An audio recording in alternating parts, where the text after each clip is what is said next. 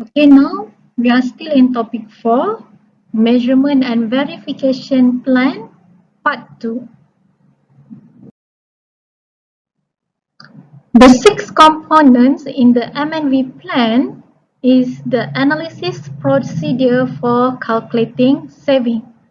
Yeah, so in the M&V plan, you should explain what are the analysis procedure that you're going to use for determining energy saving. So for these components, we will look at the types of energy saving calculation. Yeah, basically there are two types of energy saving calculation. One is energy avoidance. So you have learned this in the previous topic, and then you will learn another way of calculating saving using normalized saving. Analysis procedure should specify the exact data analysis procedure, the type of saving calculation, either you choose energy avoidance technique or the normalized saving technique, the algorithm, the stipulated data and the assumption that will be made in the energy saving report if you use option A. And for mathematical model, specify what are the independent variables that you're going to choose, the range of independent variables, and whether you will use a single or multiple regression analysis in your M&V.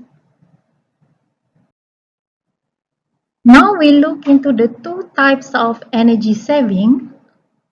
One is energy avoidance, which is reported based on the reporting period. Remember, you have done this energy avoiding reporting. So how it works? Savings are reported under the condition of reporting period, where you adjust your baseline to the reporting period condition. To determine what costs will have been without ECM during reporting period. Yeah. So how you do that? The baseline energy is adjusted to the condition of reporting period. When to use energy avoidance? Yeah, so basically you use energy avoidance when you want to explain the impact on the current cost, the impact of your energy saving measure on the current cost. To explain the independent variable means change to the current condition, and the energy avoidance is the most common used technique for saving reporting. Another way of calculating saving is using normalized saving, which we use the fixed or normal condition as the basis for the adjustment. Okay, so how this normalized saving work? Savings are reported under another set of fixed or normal condition. Yeah, I think you're familiar already with the timeline where we have the baseline and we have the reporting period. However, to do normalized saving, it requires another set of data which we call it as a fixed or normal condition data, where this normal data is not belong to the baseline or to the reporting period. How to do that? Both the baseline energy and the reporting period energy are adjusted to this common fixed or normal condition selected. Yeah, so we will have another data which is called fixed or normal conditions that we use that as a basis for adjustment to adjust the baseline and also the reporting to this condition. You are still comparing apple to apple, but you are not comparing at the reporting period condition.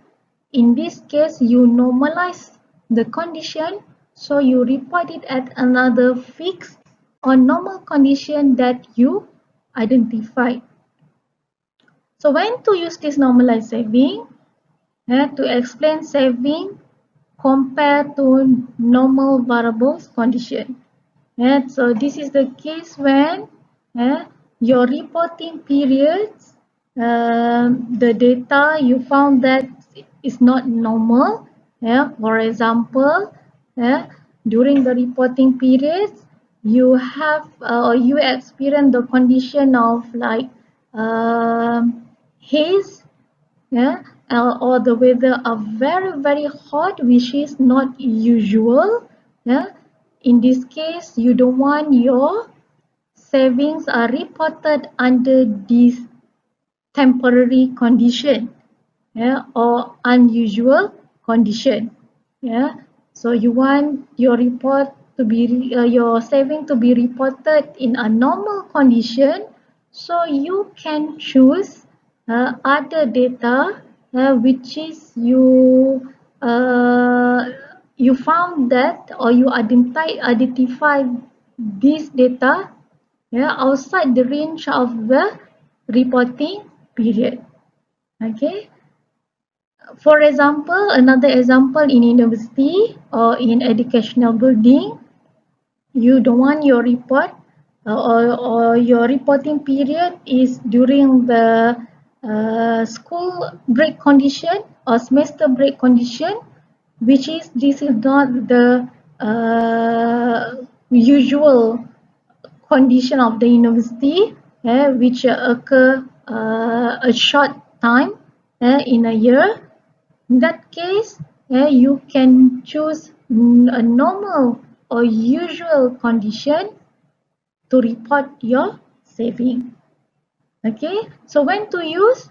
To stabilize saving reports so they do not fluctuate with the change of the current condition. Energy saving procedure. Okay, we review back the energy avoidance calculation. So you look at this equation.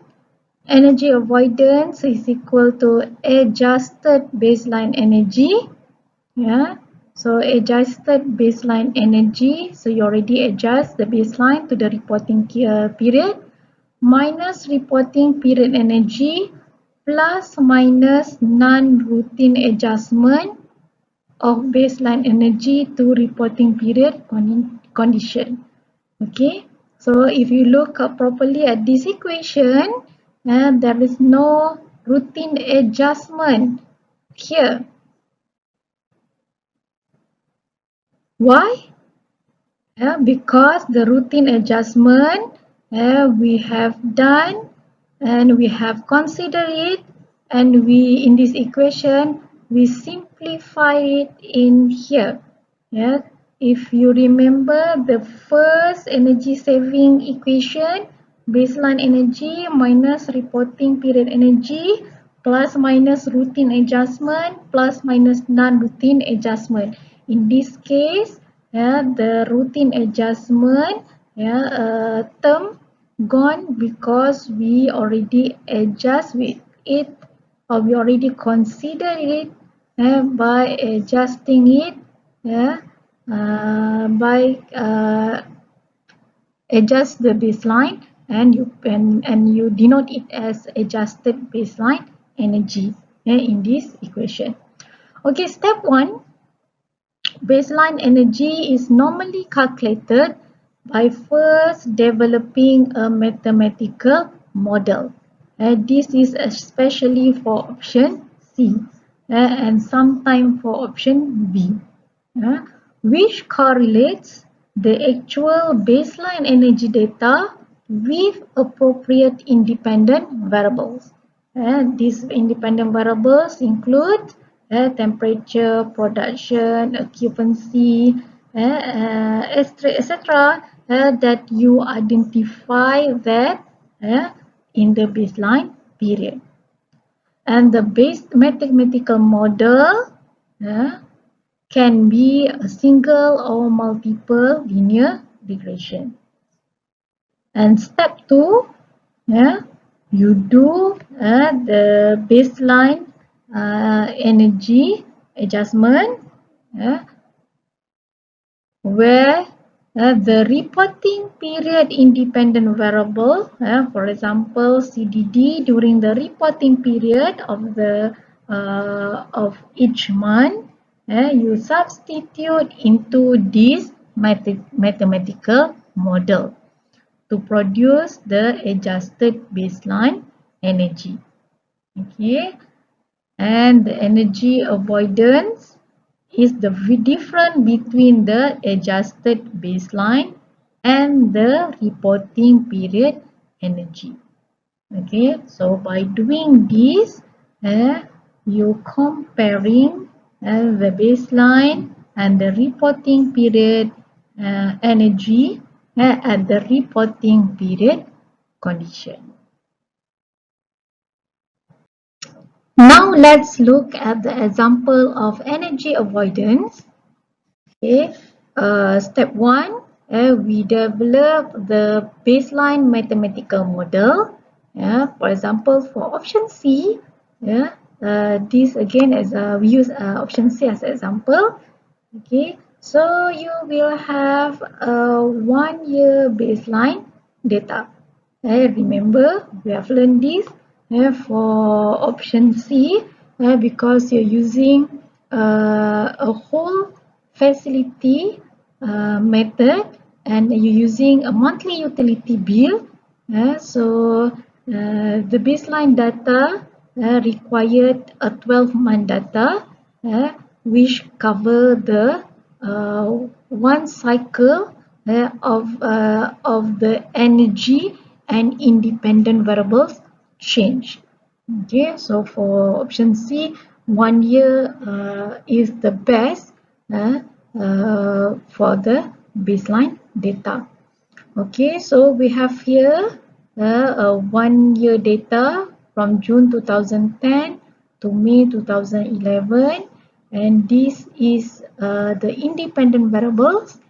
So we are still using one independent variables, single variable analysis. We will look into more variables later. So this is the CDD of the baseline for the 12 months, and this is the energy consumption in kilowatt hour obtained from utility bills. Okay, so this is the actual baseline energy data. Okay, so in the mathematical model or regression analysis, energy consumption is the Y, and the CDD independent variable is the X.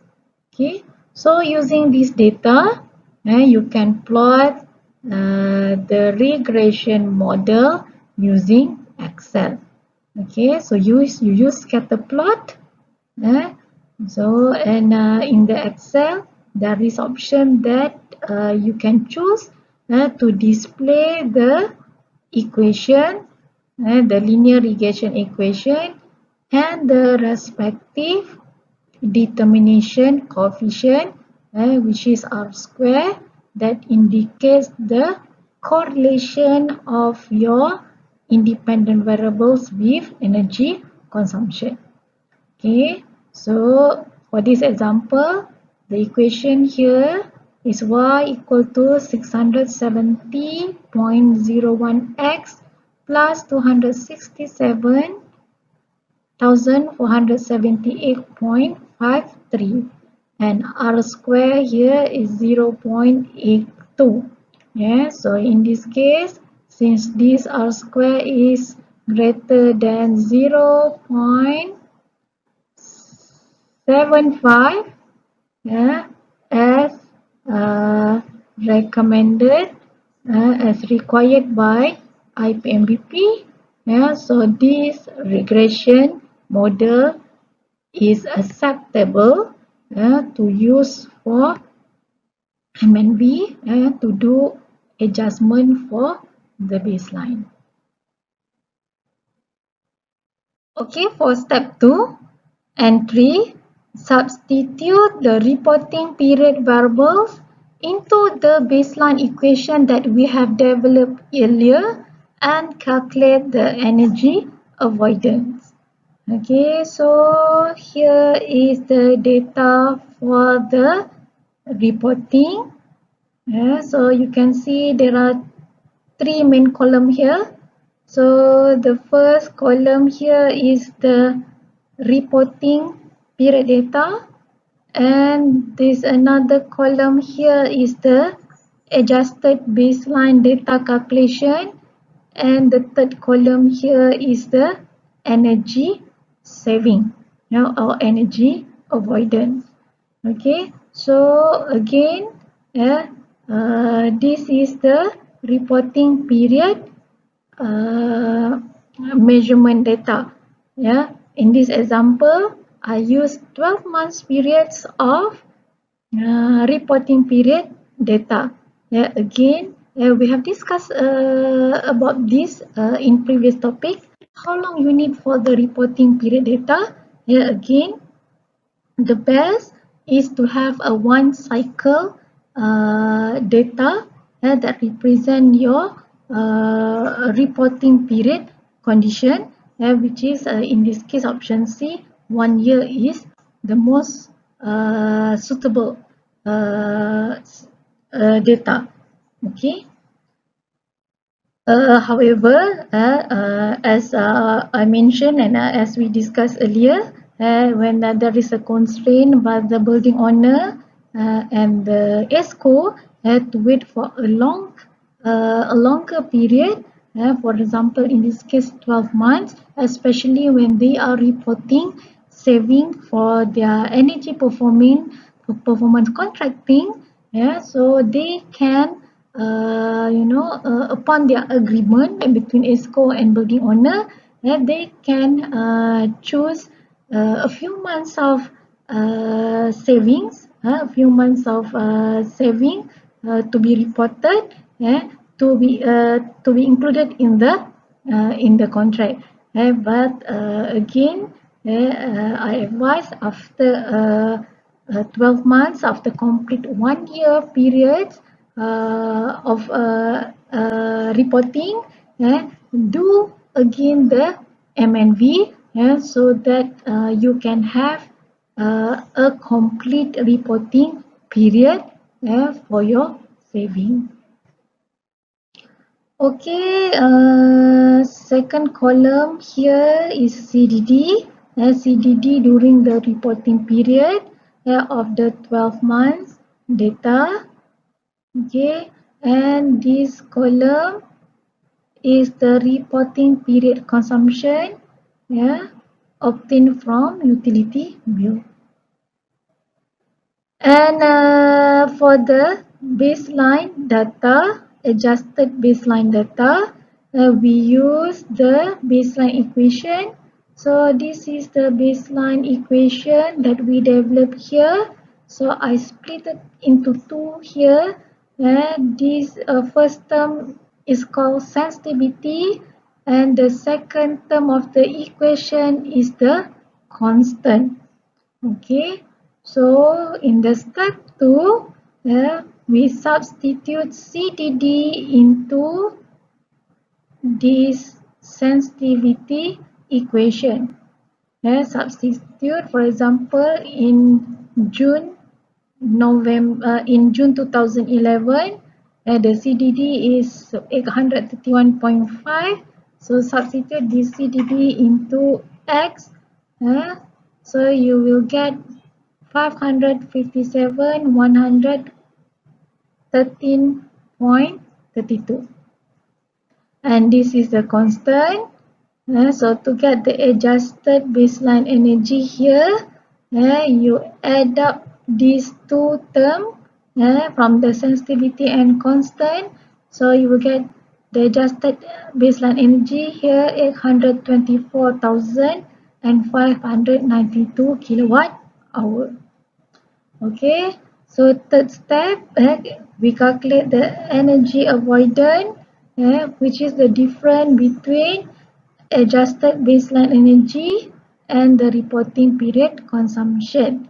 Okay, so make sure uh, the adjusted baseline energy minus the reporting period condition, because you expect that the baseline energy is higher than the reporting period.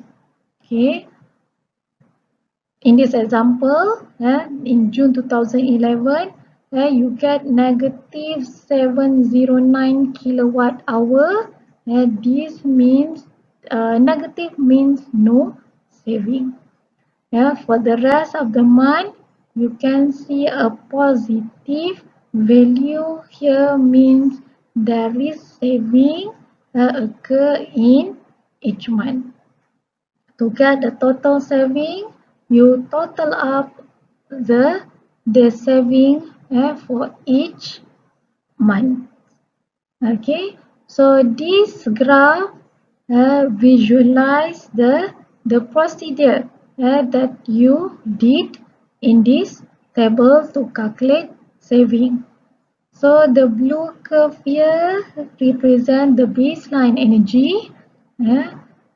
Then the yellow graph here represent the reporting period energy, and this green graph here represent the adjusted baseline energy. So you have adjust the baseline using the baseline equation to a new reporting period condition here.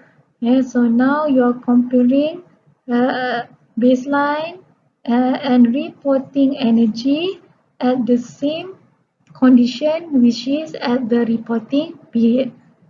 So difference between this graph, the green and yellow graph, which is the adjusted baseline and the reporting period, represent the energy savings or energy avoidance in kilowatt hour. Okay, let's look at the procedure for normalized saving. Okay, so this is the equation for normalized saving. So you can see the equation adjusted baseline energy minus adjusted reporting period energy plus minus non-routine adjustment of baseline energy to reporting period condition. So if you realize that the baseline energy, both the baseline energy and reporting period energy are adjusted. Both are adjusted. So adjusted to what condition? So again, to a normal condition that we defined earlier. Okay, and similar to the adjusted baseline energy avoidance, so there will be non-routine adjustment, and the routine adjustment we already considered by doing the adjustment in this both baseline and reporting period energy. Okay, let's look at the steps to do normalized saving. So normalized saving, you adjust both, not only one like we do energy avoidance.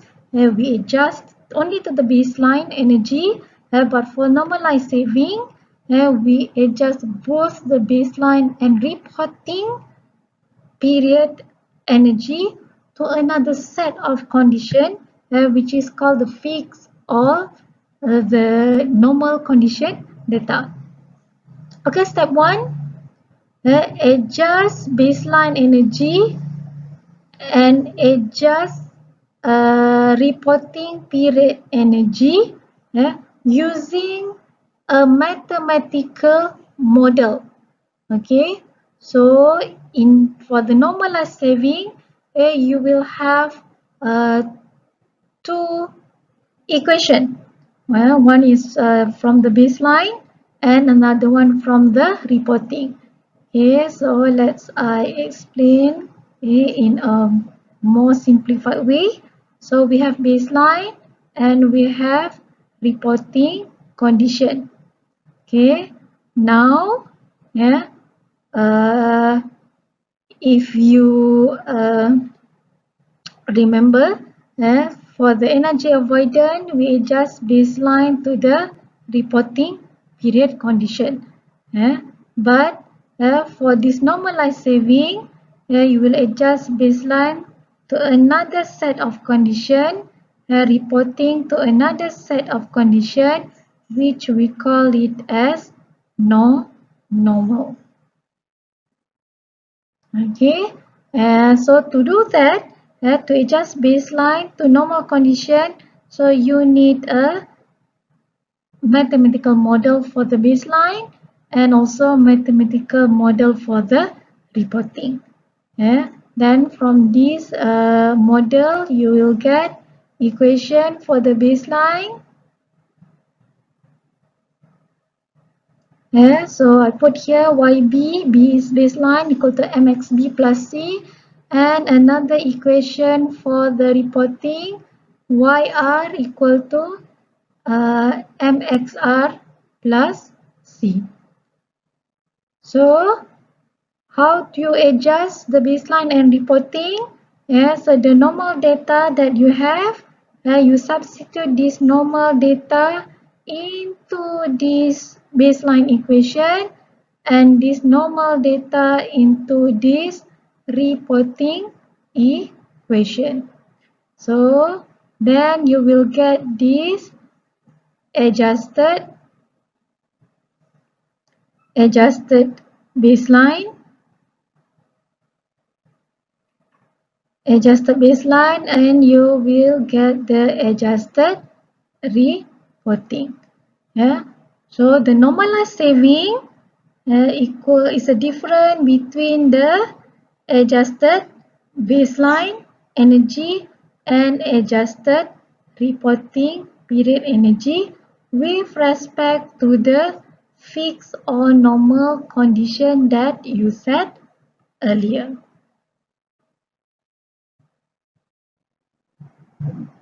Okay, now we look at example of normalized saving.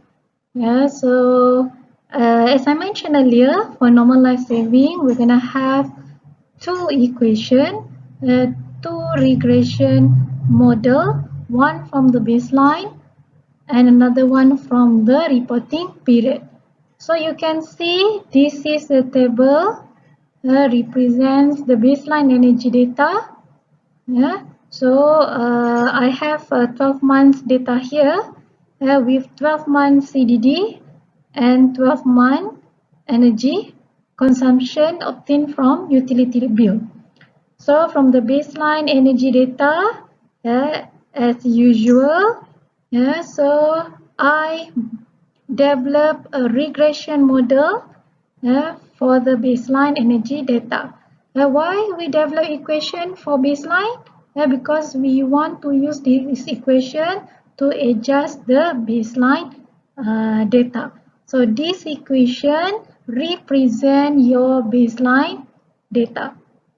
Okay, so to make sure you have the equation here, because we need the equation to do the adjustment, and to make sure also your coefficient determination is greater than 0.75, which is the R squared. Okay, then I have another set of data. This is from the reporting period data. So I have the similar independent variables, which is CDD for the 12 months data, and I have consumption data for the reporting period. Since for normalized saving, we're gonna adjust this baseline, the reporting energy data to the normal data. So I need to also have a regression model for the reporting period data. So I plot another regression model to get another equation, but this time for the reporting period energy. Yeah, so using similar method as in baseline energy, yeah, I obtain another equation. Yeah, so this equation represent the reporting period energy data, and you must make sure also that the R square is more than 0.75. Okay, so for the next procedure, we will use this equation, the baseline energy equation and the reporting period energy equation to adjust this baseline and reporting period energy to a normal condition. Okay, for step 2 and step 3, we're gonna substitute the normal condition data into equation baseline energy and reporting period energy as we developed earlier, and to calculate normalized saving. Okay, so let's look at this table. Yeah, so there are 4 tables here, yeah, 4 columns. Yeah, so the first column is the normal condition data. I'll show you later for just for this example where I get this data. And then we have another column here. This is for calculating adjusted baseline energy using the baseline equation that we developed earlier. And this is the column to calculate adjusted reporting period using the reporting period energy model that we obtained earlier. And the fourth column here is the normalized saving in kilowatt hour. Okay, so for the normal condition data here, so we'll have a 12-month monthly data. Yeah, so the same variable here, I use CDD. Yeah, so I define this normal for just this example. Yeah, I get another set of data which is from June 2009 to May 2010, which is this data is not belong to the baseline and is not belong to the reporting period. Yeah. You decide what is the normal data. What is the normal condition of the variables. For example, for CDD, you may look into the historical data and look at the normal pattern from all the historical data. Or you can take like an average of the monthly data from the historical CDD. Okay, but again, to choose this normal data, make sure you discuss with the if you are the verifier, discuss with the building owner and also ESCO and get the agreement from them to use this normal data. Okay, then another column here to calculate adjusted baseline. So similar concepts, similar principle as we do previously. So we have this is the baseline equation. For example, for the first month, so you substitute this normal CDD 830.4 into this X. CDD sensitivity equation. Okay, and this is the constant, and then this is the adjusted baseline consumption to the normal data. By adding this CDD sensitivity with the constant, then you get 823,847 kilowatt hour. Okay. Then you adjust the reporting period using the same normal CDD here. So you substitute 830.4 into the CDD sensitivity equation for the reporting period energy. Okay, so you will get here the CDD sensitivity value, and then this is the constant. You add up these two, then you will get the adjusted reporting period energy to the normal data. Okay, how you get the normalized saving? Yeah, always remember baseline minus reporting. So in this case, adjusted baseline minus adjusted reporting. So you get 15,676 for the first normal condition data. So similar procedure, you do it for every year of this monthly normal CDD data. You can see here we don't even need the energy consumption for this normal data. What we need is only the independent variable data.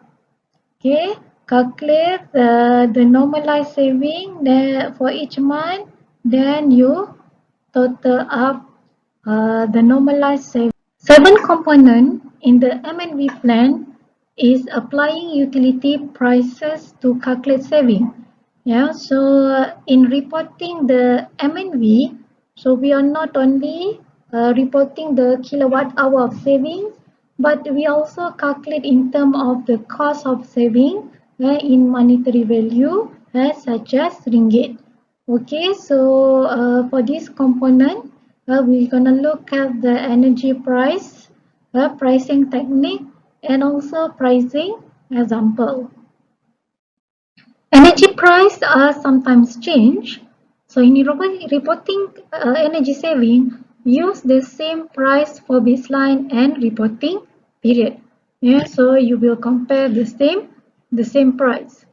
And in determining energy saving, use full utility price schedule or carefully choose appropriate marginal price. Full utility price schedule for the tariff that have the block tariff. For example, for the first 200 kilowatt hour, you have to pay for a specific tariff rates, and for the next 200 and beyond, you have to pay for another specified tariff. Okay. Appropriate marginal price, we will look into it detail in the next slide, how we define this marginal price, and energy price should be specified in the MNV plan.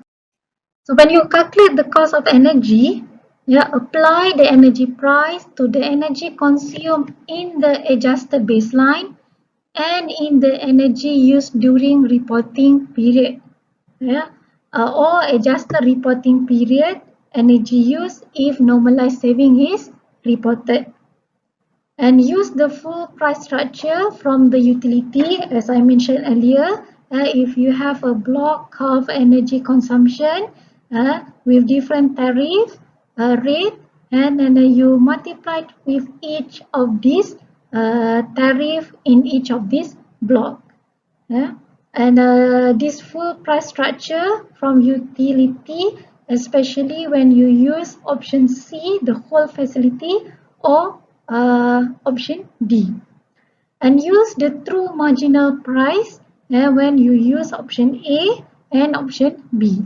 We will talk more about this marginal pricing later in the next slide. So we will look at the pricing example. Consider an example of energy saving as follows. So the adjusted baseline energy 829,000 kilowatt hour. This is obtained from the calculation that like we did it previously. Reporting period energy use 824,000 kilowatt hour.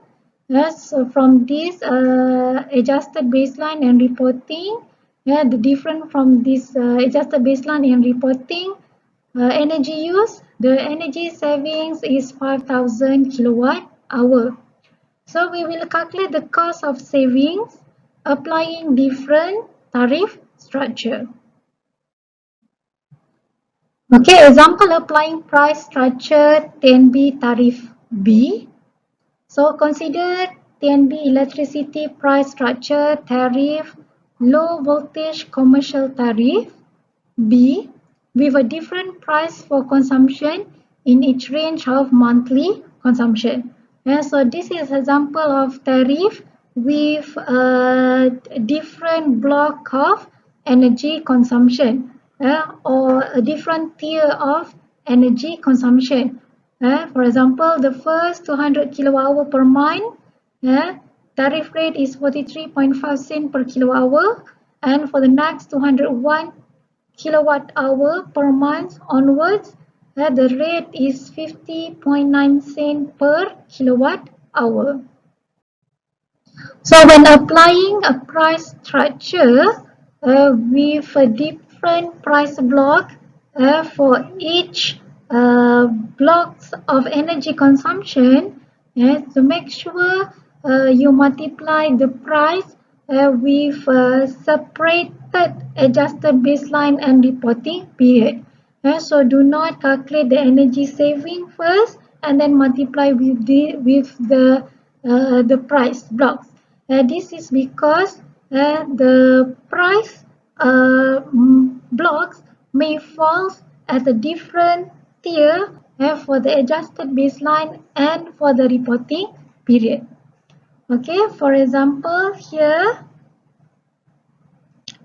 we have a price block of 200 kilowatt hour, the first 200 kilowatt hour at the price of 43.5 cent. So you can see I separately calculate the adjusted, the price or the cost of energy for the adjusted baseline and the cost of energy for the reporting period. Okay, so adjusted baseline 829,000. For the first 200 kilowatt, multiply with 43.5 cent is 87 ringgit. And then the balance, 201 kilowatt hour onwards, multiply with 50.9 cent. So I got 421,859 ringgit. So total energy cost for the adjusted baseline is 421,946 ringgit. And then I calculate for the reporting period, the energy is 824,000 kilowatt hour. So for the first 200 kilowatt hour, I multiply with the 43.5 cent. So I got 87 ringgit. And for the balance, I multiply with 50.9 cent. And I got 419,314 ringgit. So the total cost of energy during reporting period is 419,401 ringgit. Then once you already calculate the cost of energy for the adjusted baseline and for the reporting period, so to get the cost of saving for this for the above example, then you can get the difference from the cost of energy for the adjusted baseline and the reporting period. And so this is the cost of saving for this example.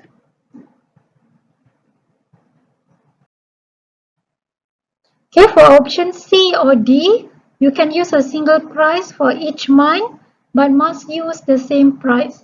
However, it is safer to use full structure of price. Full structure of price, the price that I mentioned to you with the block of energy, a different rate for the block of energy. For option A or B, you have to select a marginal price for the energy at the point of metering because option A and option B is not at the point of the utility meter. but at the point of the retrofit measure, wherefore a marginal price for energy at the point of metering should be used, which is possibly different from the utility price. So if you decided to use the marginal price, you have to carefully set the price to consider extra prices and system losses between the retrofit point and the utility meter. Yeah, so you can possibly make assumption, but make sure it must be agreed by the building owner and also the uh, energy service company. For option A or B, you can also use the utility price if you decided or agreed by the party involved in the MNV. Okay, another example of electricity TNB, Tarif C1. Consider an example of energy saving in a month as follow. So adjusted baseline energy 829,000 kilowatt hour, reporting period energy use 824,000 kilowatt hour. So you have the energy saving of 5,000 kilowatt hour. And for tariff C1, there is a maximum demand rate. So you may get the maximum demand saving to calculate the cost of saving from maximum demand. TNB tariff C1 is a medium voltage general commercial tariff. So for tariff C1, for each kilowatt of maximum demand, the charge is 30.3 ringgit Malaysia per kilowatt, and for all the energy kilowatt hour, the charge is 36.5 cent per kilowatt hour. Okay, since TNB C1 TNB Tarif C1 doesn't involve the third tier or structure tariff, so you can just multiply the energy and demand saving with this tariff. So it's a simple and straightforward calculation. For example, the maximum demand, the price is 30.3 Rm per kilowatt, and you have the demand saving of 200 kilowatt. So multiply 200 kilowatt with 30.3 Rm per kilowatt. So you get the cost saving from demand 6,060 ringgit. And for the electricity consumption, the price is 36.5 cent per kilowatt hour, and you have the energy saving of 5,000 kilowatt hour. So you multiply with the 36.5 cent per kilowatt hour. So you will have a cost saving from energy, which is 1,825 ringgit. Then you total up the cost saving from the demand and from the energy. So in this case, you have a total saving of 7,885 ringgit. Example of electricity TNB Tarif C2. So Tarif C2 has the rates for energy during the peak hours and the off-peak hours, as well as the maximum demand in kilowatt. Consider an example of energy saving in a month as follow. Energy saving during peak hours is 5,000 kilowatt hour. Energy saving during off-peak hours is 1,000 kilowatt hour, and you have a maximum demand saving of 200 kilowatt. Tarif C2 is the medium voltage peak or off-peak commercial tariff, where for each kilowatt of maximum demand, the price is 45.1 Rm per kilowatt. For all kilowatt hour during peak period, the price is 36.5 cent per kilowatt hour. And for all kilowatt hour during off-peak period, the charge is 22.4 cent per kilowatt hour. So Tarif C2 provides incentive to use more energy during the off-peak period, where you will be charged at a lower rate. However, there is a penalty of a higher rate of using higher maximum demand, which costs you 45.1 Rm per kilowatt. Okay, a simple calculation to calculate the cost saving. So maximum demand 45.1 Rm per kilowatt.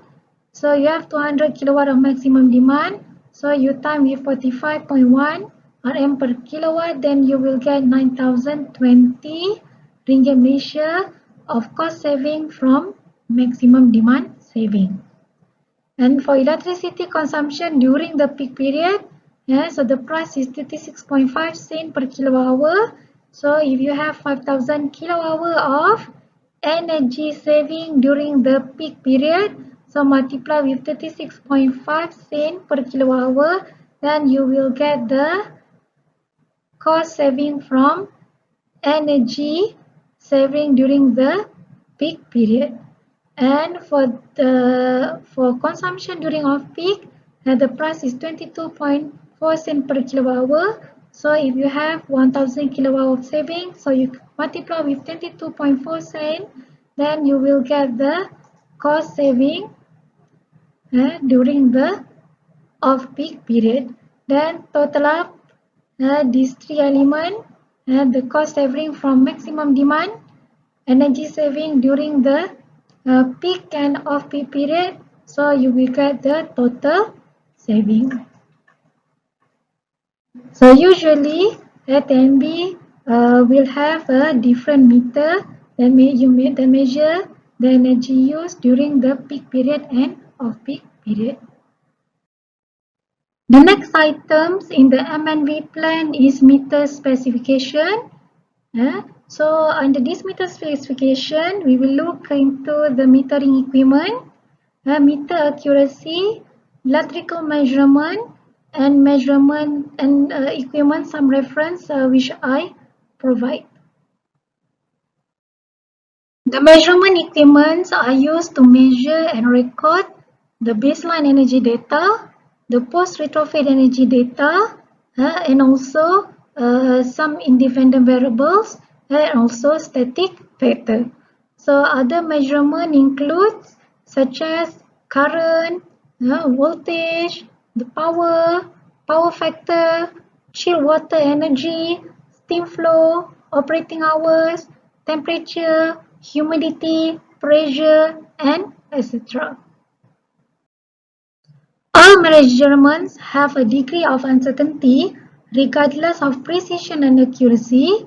It is important for you to record the meter accuracy where you can find it on the meter that provide you the tolerance of the errors of your meter reading.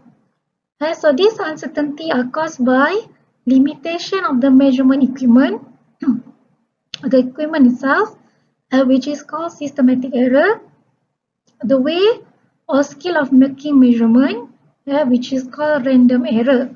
How to reduce uncertainty in measurement? So when you do measurement, take average of several trials and reading rather than a single trial to reduce the random error from the making measurement. Calibrate the measurement equipment to reduce the systematic error. This is very important. And this is usually done by comparing a standard of measurement equipment of well-known and a good accuracy with the equipment that requiring calibration, which is you will use to do the measurement. Size the meter for the appropriate range. This is also very important so that your meter will be sensitive to your measurement.